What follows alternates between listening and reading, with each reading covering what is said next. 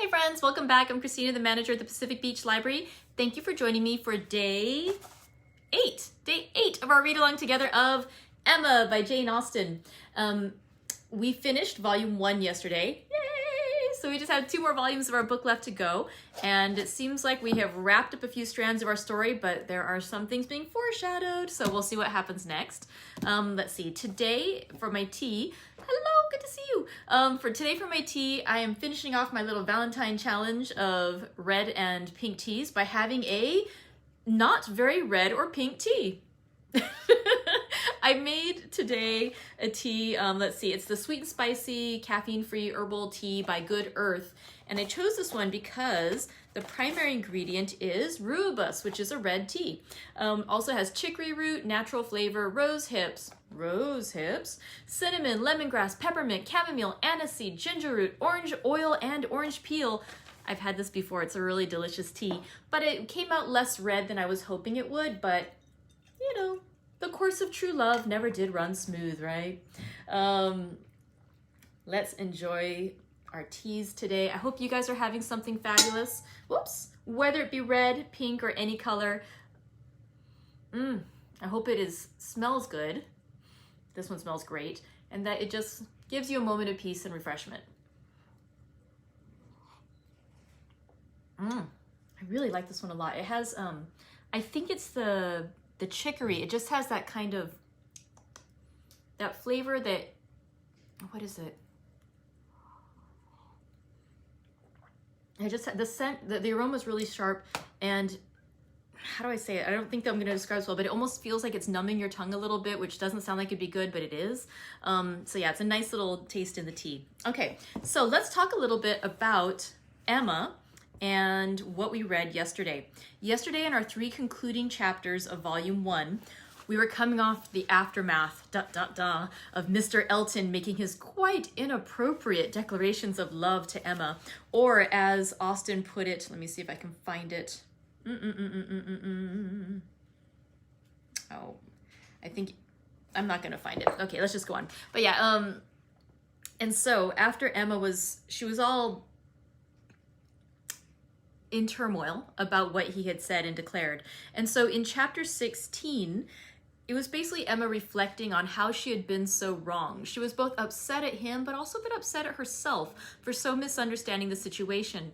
And the worst part to her was not just her pride in the sense that she had been so wrong about how she read the situation, about what was going on with Mr. Elton, but that because of her incorrect assumption about Mr. Elton admiring Harriet Smith, that she had encouraged Harriet Smith to have feelings for Mr. Elton. And so she was concerned that Harriet would be heartbroken upon hearing the news about Mr. Elton not being interested in her, and in fact, paying court to Emma Woodhouse.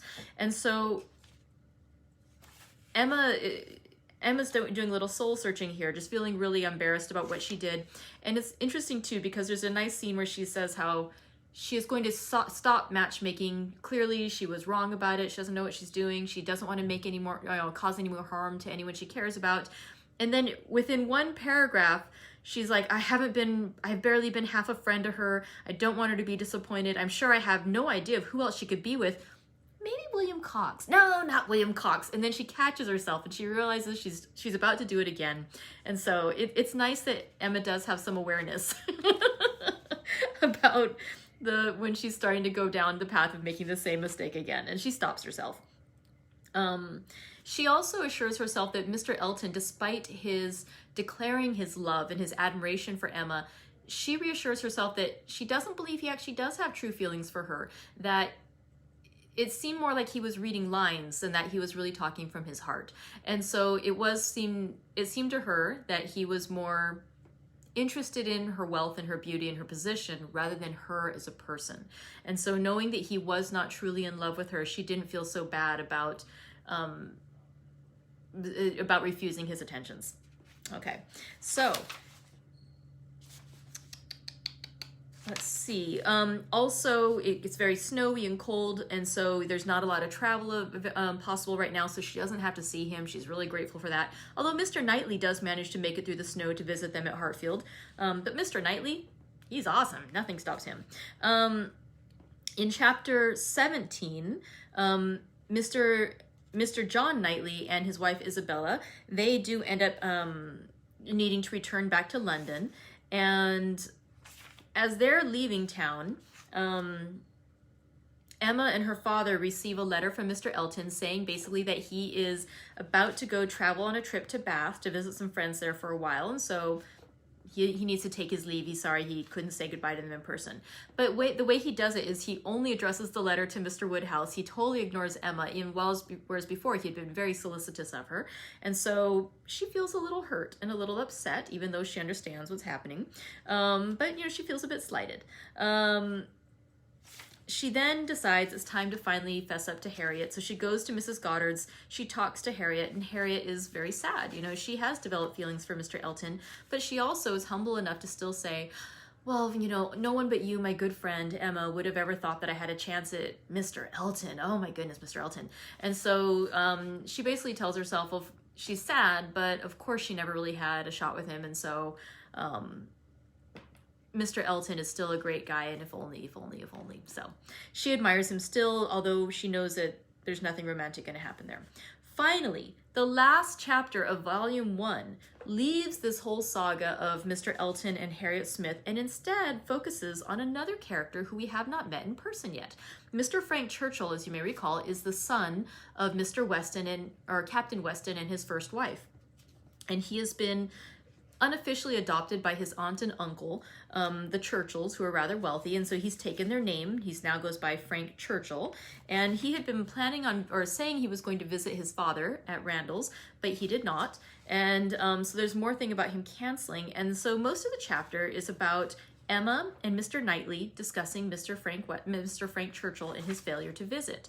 And Emma, even though when she spoke with Mrs. Weston at Randall's on Christmas Eve, had been saying, he really ought to show up. It's his dad, and he's a grown man. He could come if he wanted to, even if his adoptive parents don't want him to. She finds herself taking the arguments that Mrs. Weston had made to her, just to counter Mr. Knightley. And so Mr. Knightley basically says, he's a grown man. If he wanted to visit his father, he would. And so she sort of takes the other side and says, well, you don't really understand how his aunt is. You don't know his aunt, and maybe he tries, but he just can't get away. And sure, you could be independent and strong like that, but you haven't lived the experiences he has. You haven't been a dependent in somebody else's home. I mean, you were always the real son of your parents, and he's an adopted child, and he doesn't really know his place, and so he has to please them. And so it's interesting. And eventually she says, you just seem really determined to think ill of him. And he's like, no, I'm not at all. And finally she's like, well, I think you're prejudiced against him just as I am prejudiced for him because I care about the Westons. And so they basically agree to disagree about Mr. Frank Churchill and whether he deserves their regard. And that is where the chapter ends, as she is starting to think that maybe Mr. Knightley is not she has always had a very high esteem of him, and she's rather surprised that he is so negative toward this Mr. Frank Churchill, whom they actually haven't met yet. Okay, so now, I think we all know something is going to happen with Frank Churchill. Will it be in Volume 2, or we have to wait till Volume 3? What's going to be the big story of Volume 2? Volume 1 was Harriet and Mr. Elton, the matchmaking that did not work. Let's see what is our big plot point of Volume 2. Let's begin today with 2 chapters. We're just going to read, as I said, chapter 19 and 20 of our full book, or if you have an edition you're reading along, they might describe it as Volume 2's chapters 1 and 2. Let's go ahead and begin. Emma and Harriet had been walking together one morning, and in Emma's opinion, been talking enough of Mr. Elton for that day. She could not think that Harriet's solace or her own sins required more, and she was therefore industriously getting rid of the subject as they returned. But it burst out again when she thought she had succeeded, and after speaking some time of what the poor must suffer in winter, and receiving no other answer than a very plaintive, "Mr. Elton is so good to the poor," she found something else must be done. They were just approaching the house where lived Mrs. and Miss Bates. She determined to call upon them and seek safety in numbers. There was always sufficient reason for such an attention. Mrs. and Miss Bates loved to be called on, and she knew she was considered by the very few who presumed ever to see imperfection in her as rather negligent in that respect, and as not contributing what she ought to the stock of their scanty comforts.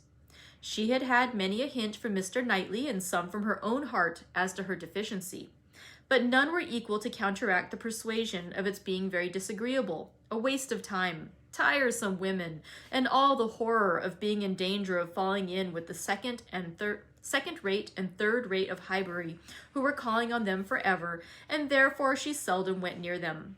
But now she made the sudden resolution of not passing their door without going in, observing, as she proposed it to Harriet, that, as well as she could calculate, they were just now quite safe from any letter from Jane Fairfax. The house belonged to people in business. Mrs. and Miss Bates occupied the drawing-room floor, and there, in the very moderate-sized apartment, which was everything to them, the visitors were most cordially and even gratefully welcomed. The quiet, neat old lady, who with her knitting was seated in the warmest corner, wanting even to give up her place to Miss Woodhouse, and her more active, talking daughter, almost ready to overpower them with care and kindness, thanks for their visit, solicitude for their shoes, anxious inquiries after Mr. Woodhouse's health, cheerful communications about her mother's, and sweet cake from the buffet. Mrs. Cole had just been there, just called in for 10 minutes, and had been so good as to sit an hour with them. And she had taken a piece of cake and been so kind as to say she liked it very much, and therefore she hoped Miss Woodhouse and Miss Smith would do them the favor to eat a piece too. The mention of the Coles was sure to be followed by that of Mr. Elton. There was intimacy between them, and Mr. Cole had heard from Mr. Elton since his going away. Emma knew what was coming. They must have the letter over again, and settle how long he had been gone, and how much he was engaged in company, and what a favorite he was wherever he went, and how full the master of the ceremonies ball had been. And she went through it very well, with all the interest and all the commendation that could be requisite, and always putting forward to prevent Harriet's being obliged to say a word. This she had been prepared for when she entered the house, but meant, having once talked him handsomely over, to be no farther incommoded by any troublesome topic, and to wander at large amongst all the mistresses and misses of Highbury and their card parties. She had not been prepared to have Jane Fairfax succeed Mr. Elton, but he was actually hurried off by Miss Bates. She jumped away from him at last abruptly to the Coles to usher in a letter from her niece. Oh, yes, Mr. Elton, I understood. Certainly as to dancing. Mrs. Cole was telling me that dancing at the rooms at Bath was... Mrs. Cole was so kind as to sit some time with us, talking of Jane, for as soon as she came in, she began inquiring after her. Jane is so very great a favorite there. Whenever she is with us, Mrs. Cole does not know how to show her kindness enough, and I must say that Jane deserves it as much as anybody can. And so she began inquiring after her directly, saying, I know you cannot have heard from Jane lately, because it is not her time for writing. And when I immediately said, But indeed we have. We had a letter this very morning. I do not know that I ever saw anybody more surprised. Have you, upon your honor, said she. Well, that is quite unexpected. Do let me hear what she says. Emma's politeness was at hand directly, to say with smiling interest, Have you heard from Miss Fairfax so lately? I am extremely happy. I hope she is well. Thank you. You are so kind, replied the happily deceived aunt, while eagerly hunting for the letter. Oh, here it is. I was sure it could not be far off, for I had put my housewife upon it, you see, without being aware, and so it was quite hid, but I had it in my hand so very lately that I was almost sure it must be on the table. I was reading it to Mrs. Cole, and since she went away, I was reading it again to my mother, for it is such a pleasure to her, a letter from Jane, that she could never hear it often enough. So I knew it could not be far off, and here it is, only just under my housewife. And since you are so kind as to wish to hear what she says... But first of all, I really must, in justice to Jane, apologize for her writing so short a letter. Only 2 pages, you see. Hardly 2. And in general, she fills the whole paper and crosses half. My mother often wonders that I can make it out so well. She often says, when the letter is first opened, Well, Hetty, now I think you will be put it Now I think you will be put to it to make out all that checker work. Don't you, ma'am? And then I tell her I am sure she would contrive to make it out herself if she had nobody to do it for her. Every word of it. I am sure she would pore over it till she had made out every word. And indeed, though my mother's eyes are not so good as they were, she can see amazingly well still, thank God, with the help of spectacles. It is such a blessing.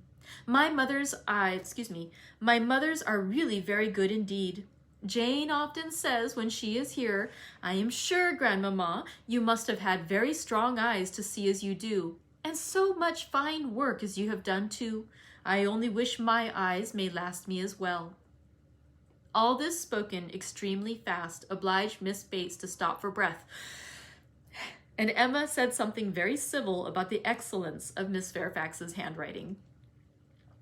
You are extremely kind, replied Miss Bates, highly gratified. You who are such a judge and write so beautifully yourself. I am sure there is nobody's praise that could give us so much pleasure as Miss Woodhouse's. My mother does not hear. She is a little deaf, you know. Ma'am, addressing her, do you hear what Miss Woodhouse is so obliging to say about Jane's handwriting? And Emma had the advantage of hearing her own silly compliment repeated twice over before the good old lady could comprehend it. She was pondering in the meanwhile upon the possibility, without seeming very rude, of making her escape from Jane Fairfax's letter, and had almost resolved on hurrying away directly under some slight excuse, when Miss Bates turned to her again and seized her attention. My mother's deafness is very trifling, you see, just nothing at all. By only raising my voice and saying anything 2 or 3 times over, she is sure to hear. But then she is used to my voice. But it is very, very remarkable that she should always hear Jane better than she does me. Jane speaks so distinct. However, she will not find her grandmamma at all deafer than she was 2 years ago, which is saying a great deal at my mother's time of life. And it really is full 2 years, you know, since she was here. We never were so long without seeing her before, and as I was telling Mrs. Cole, we shall hardly know how to make enough of her now.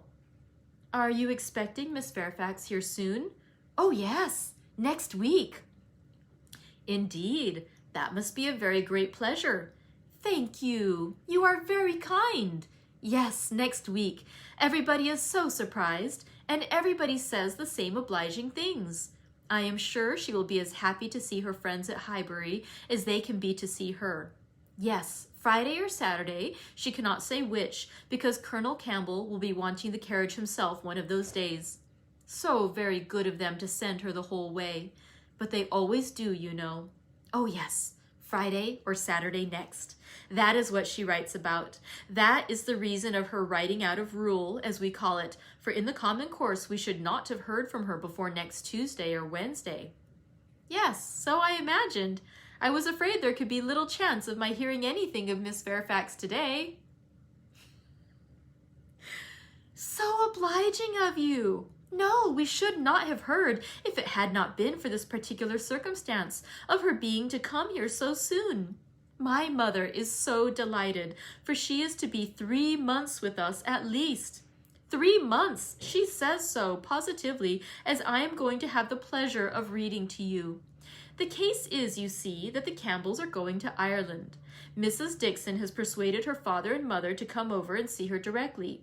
They had not intended to go over till the summer, but she is so impatient to see them again, for till she married last October, she was never away from them so much as a week, which must make it very strange to be in different kingdoms, I was going to say, but however different countries. And so she wrote a very urgent letter to her mother, or her father. I declare I do not know which it was, but we shall see presently in Jane's letter. Wrote in Mr. Dixon's name as well as her own to press their coming over directly, and they would give them the meeting in Dublin and take them back to their country seat, Ballycraig, a beautiful place, I fancy. Jane has heard a great deal of its beauty, from Mr. Dixon, I mean. I do not know that she ever heard about it from anybody else, but it was very natural, you know, that he should like to speak of his own place while he was paying his addresses. And as Jane used to be very often walking out with them, for Colonel and Mrs. Campbell were very particular about their daughters not walking out often with only Mr. Dixon, for which I do not at all blame them. Of course, she heard everything he might be telling Miss Campbell about his own home in Ireland, and I think she wrote us word that he had shown them some drawings of the place, views that he had taken himself. He is a most amiable, charming young man, I believe. Jane was quite longing to go to Ireland from his account of things.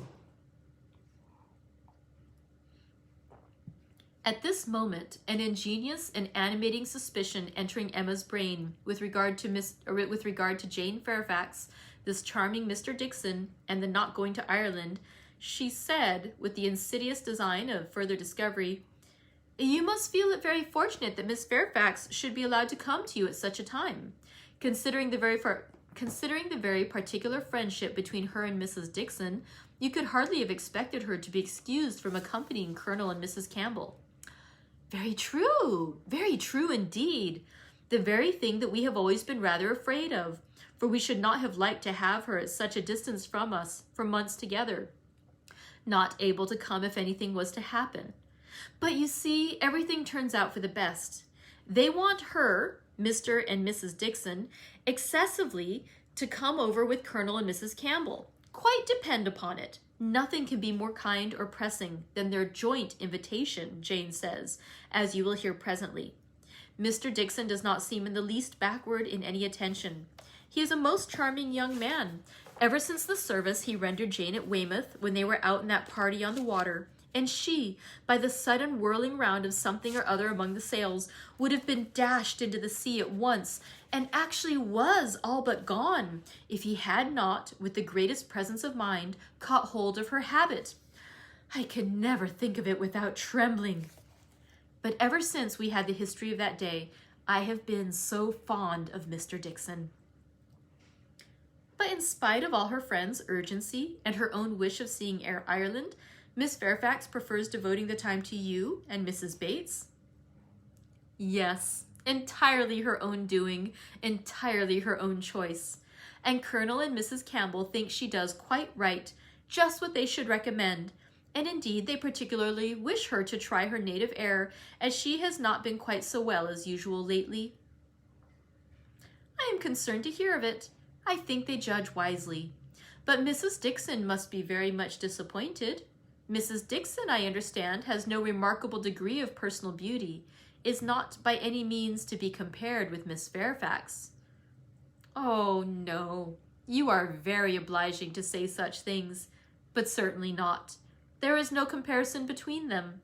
Miss Campbell always was absolutely plain, but extremely elegant and amiable. Yes, that, of course. Jane caught a bad cold, poor thing, so long ago as the 7th of November, as I am going to read to you, and has never been well since. A long time, is it not, for a cold to hang upon her? She never mentioned it before, because she would not alarm us. Just like her, so considerate. But, however, she is so far from well that her kind friends, the Campbells, think she had better come home and try an air that always agrees with her, and they have no doubt that 3 or 4 months at Highbury will entirely cure her. And it is certainly a great deal better that she should come here than go to Ireland if she is unwell. Nobody could nurse her as we should do. It appears to me the most desirable arrangement in the world. And so she is to come to us next Friday or Saturday, and the Campbells leave town in their way to Holyhead the Monday following, as you will find from Jane's letter. So sudden! You may guess, my dear Miss Woodhouse, what a flurry it has thrown me in, if it was not for the drawback of her illness. But I am afraid we must expect to see her grown thin and looking very poorly. I must tell you what an unlucky thing happened to me as to that. I always make a point of reading Jane's letter through to myself first before I read them aloud to my mother, you know, for fear of there being anything in them to distress her. Jane desired me to do it, so I always do. And so I began today with my usual caution. But no sooner did I come to the mention of her being unwell than I burst out quite frightened with, "Bless me, poor Jane is ill," which my mother, being on the watch, heard distinctly and was sadly alarmed at. However, when I read on, I found it was not near so bad as I fancied at first, and I made so light of it now to her that she does not think much about it. But I cannot imagine how I could be so off my guard. If Jane does not get well soon, we will call in Mr. Perry. The expense shall not be thought of, and though he is so liberal and so fond of Jane that I dare say he would not mean to charge anything for attendance, we could not suffer it to be so, you know. He has a wife and family to maintain, and is not to be giving away his time. Well, now I have just given you a hint of what Jane writes about, we will turn to her letter. And I am sure she tells her own story a great deal better than I can tell it for her. I am afraid we must be running away, said Emma, glancing at Harriet and beginning to rise. My father will be expecting us. I had no intention. I thought I had no power of staying more than 5 minutes when I first entered the house. I merely called because I would not pass the door without inquiring after Mrs. Bates, but I have been so pleasantly detained. Now, however, we must wish you and Mrs. Bates good morning. And not all that could be urged to detain her succeeded. She regained the street, happy in this, that though much had been forced on her against her will, though she had in fact heard the whole substance of Jane Fairfax's letter, she had been able to escape the letter itself. And now chapter 20, or chapter 2 of volume 2. Jane Fairfax was an orphan, the only child of Mrs. Bates's youngest daughter. The marriage of Lieutenant Fairfax of the Regiment of Infantry and Miss Jane Bates had had its day of fame and pleasure, hope and interest, but nothing now remained of it save the melancholy remembrance of him dying in action abroad, of his widow sinking under consumption and grief soon afterwards, and this girl. By birth, she belonged to Highbury, and when at 3 years old, on losing her mother, she became the property, the charge, the consolation, the fondling of her grandmother and aunt, there had seemed every probability of her being permanently fixed there, of her being taught only what very limited means could command, and growing up with no advantages of connection or improvement to be engrafted on what nature had given her in a pleasing person, good understanding, and warm-hearted, well-meaning relations. But the compassionate feelings of a friend of her father gave a change to her destiny. This was Colonel Campbell, who had very highly regarded Fairfax as an excellent officer and most deserving young man, and farther had been indebted to him for such attentions during a severe camp fever as he believed had saved his life. These were claims which he did not learn to overlook, though some years passed away from the death of poor Fairfax before his own return to England put anything in his power. When he did return, he sought out the child and took notice of her. He was a married man with only one living child, a girl about Jane's age, and Jane became their guest, paying them long visits and growing a favorite with all. And before she was 9 years old, his daughter's great fondness for her, and his own wish of being a real friend, united to produce an offer from Colonel Campbell of undertaking the whole charge of her education. It was accepted, and from that period Jane had belonged to Colonel Campbell's family and had lived with them entirely, only visiting her grandmother from time to time. The plan was that she should be brought up for educating others, the very few £100 which she inherited from her father making independence impossible. To provide for her otherwise was out of Colonel Campbell's power, for though his income by pay and appointments was handsome, his fortune was moderate and must be all his daughter's. But by giving her an education, he hoped to be supplying the means of respectable subsistence hereafter. Such was Jane Fairfax's history. She had fallen into good hands, known nothing but kindness from the Campbells, and been given an excellent education. Living constantly with right-minded and well-informed people, her heart and understanding had received every advantage of discipline and culture, and Colonel Campbell's residence being in London, every lighter talent had been done full justice to by the attendance of first-rate masters.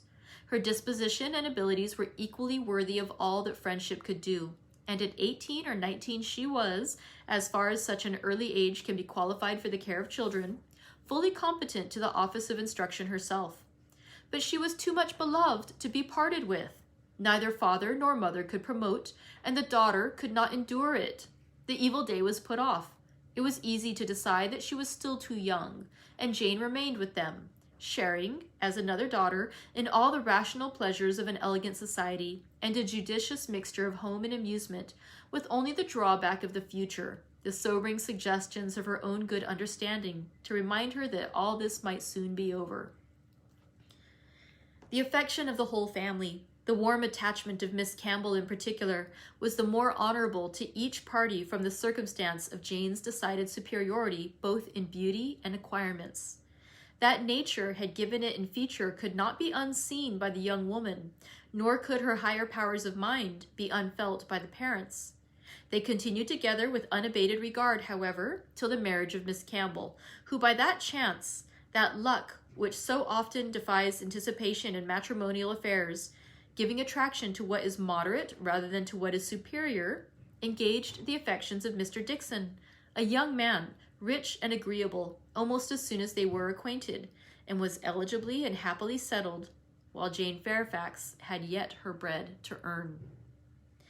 This event had very lately taken place, too lately for anything to be yet attempted by her less fortunate friend towards entering on her path of duty, though she had now reached the age which her own judgment had fixed on for beginning.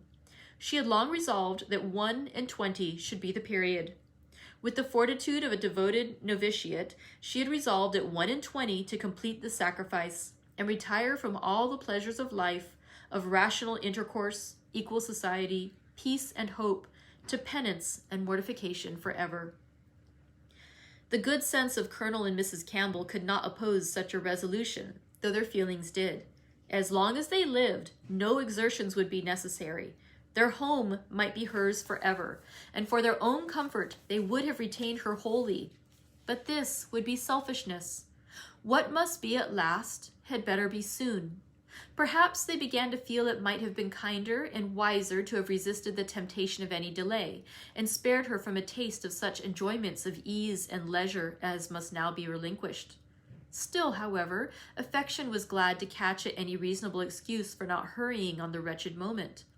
She had never been quite well since the time of their daughter's marriage, until she should have completely recovered her usual strength. They must forbid her engaging in duties, which, so far from being compatible with a weakened frame and varying spirits, seemed, under the most favorable circumstances, to require something more than human perfection of body and mind to be discharged with tolerable comfort. With regard to her not accompanying them to Ireland, her account to her aunt contained nothing but truth, though there must be some truths not told.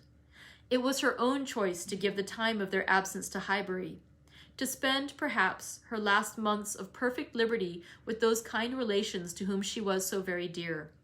And the Campbells, whatever might be their motive or motives, whether single or double or treble, gave the arrangement their ready sanction, and said that they depended more on a few months spent in her native air for the recovery of her health than on anything else. Certain it was that she was to come, and that Highbury, instead of welcoming that perfect novelty which had been so long promised it, Mr. Frank Churchill, must put up for the present time with Jane Fairfax, who could bring only the freshness of a 2 years' absence. Emma was sorry to have to pay civilities to a person she did not like through 3 long months, to be always doing more than she wished and less than she ought. Why she did not like Jane Fairfax might be a difficult question to answer. Mr. Knightley had once told her it was because she saw in her the really accomplished young woman which she wanted to be thought herself. And though the accusation had been eagerly refuted at the time, there were moments of self-examination in which her conscience could not quite acquit her. But she could never get acquainted with her. She did not know how it was, but there was such coldness and reserve, such apparent indifference whether she pleased or not.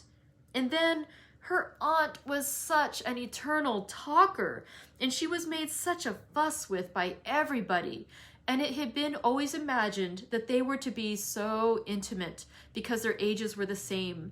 Everybody had supposed they must be so fond of each other.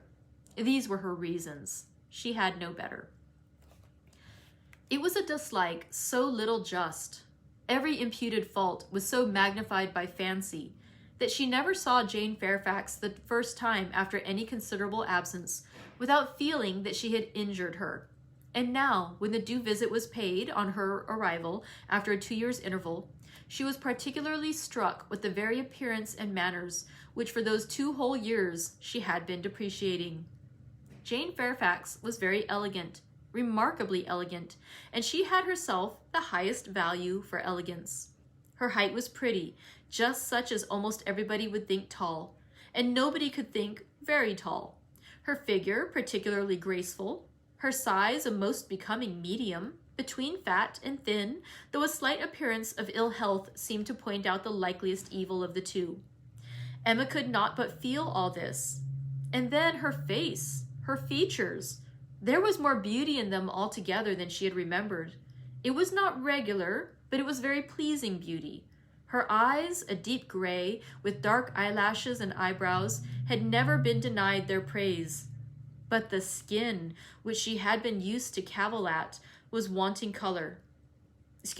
But the skin, which she had been used to cavil at as wanting color, had a clearness and delicacy which really needed no fuller bloom. It was a style of beauty of which elegance was the reigning character, and as such she must, in honor, by all her principles, admire it. Elegance which, whether of person or of mind, she saw so little in Highbury. There, not to be vulgar, was distinction and merit. In short, she sat during the first visit, looking at Jane Fairfax with twofold complacency, the sense of pleasure and the sense of rendering justice, and was determining that she would dislike her no longer. When she took in her history, indeed her situation as well as her beauty, when she considered what all this elegance was destined to, what she was going to sink from, how she was going to live, it seemed impossible to feel anything but compassion and respect, especially if to every well-known particular entitling her to interest were added the highly probable circumstance of an attachment to Mr. Dickson, which she had so naturally started to herself. In that case, nothing could be more pitiable or more honorable than the sacrifices she had resolved on. Emma was very willing now to acquit her of having seduced Mr. Dickson's affections from his wife, or of anything mischievous which her imagination had suggested at first. If it were love, it might be simple, single, successless love on her side alone. She might have been unconsciously sucking in the sad poison while a sharer of his conversation with her friend, and from the best, the purest of motives, might now be denying herself this visit to Ireland and resolving to divide herself effectually from him and his connections by soon beginning her career of laborious duty. Upon the whole, Emma left her with such softened, charitable feelings as made her look around in walking home, and lament that Highbury afforded no young man worthy of giving her independence, nobody that she could wish to scheme about for her. These were charming feelings, but not lasting. Before she had committed herself by any public profession of eternal friendship for Jane Fairfax, or done more towards a recantation of past prejudices and errors, than saying to Mr. Knightley, "She certainly is handsome. She is better than handsome." Jane had spent an evening at Hartfield with her grandmother and aunt, and everything was relapsing much into its usual state. Former provocations reappeared. The aunt was now added to admiration. The aunt was as tiresome as ever. More tiresome, because anxiety for her health was now added to admiration of her powers, and they had to listen to the description of exactly how little bread and butter she ate for breakfast, and how small a slice of mutton for dinner, as well as to see exhibitions of new caps and new work bags for her mother and herself. And Jane's offenses rose again. They had music. Emma was obliged to play, and the thanks and praise which necessarily followed appeared to her an affectation of candor, an air of greatness, meaning only to show off in higher style her own very superior performance. She was, besides, which was the worst of all, so cold, so cautious. There was no getting at her real opinion. Wrapped up in a cloak of politeness, she seemed determined to hazard nothing. She was suspiciously reserved. If anything could be more, where all was most, she was more reserved on the subject of Weymouth and the Dixons than anything. She seemed bent on giving no real insight into Mr. Dixon's character, or her own value for his company, or opinion of the suitableness of the match. It was all general approbation and smoothness, nothing delineated or distinguished. It did her no service, however. Her caution was thrown away. Emma saw its artifice and returned to her first surmises. There probably was something more to conceal than her own preference. Mr. Dixon perhaps had been very near changing one friend for the other, or been fixed only to Miss Campbell for the sake of the future £12,000. The like reserve prevailed on other topics. She and Mr. Frank Churchill had been at Weymouth at the same time. It was known that they were a little acquainted, but not a syllable of real information could Emma procure as to what he truly was.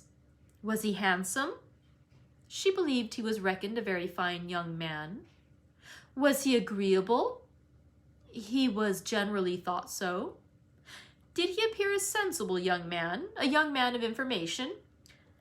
At a watering place or in a common London acquaintance, it was difficult to decide on such points. Manners were all that could be safely judged of, under a much longer knowledge than they had yet had of Mr. Churchill. She believed everybody found his manners pleasing. Emma could not forgive her. Okay. So thank you for joining me for these first 2 chapters of Volume 2 of Emma. So we have met Miss Jane Fairfax. Obviously, she's going to be an important character in this volume. We'll find out what happens with her in next week's readings. I do want to remind you, too, that next Monday is President's Day, so all libraries will be closed. So we will resume with our read-along together on Tuesday. And on Tuesday, we're going to have a really long read-along. We're going to do 3 chapters together. So, as usual, come prepared with a wonderful mug of tea or something else you'll enjoy. I hope to see you then, and I hope you have a wonderful long weekend. Take care, friends. Bye.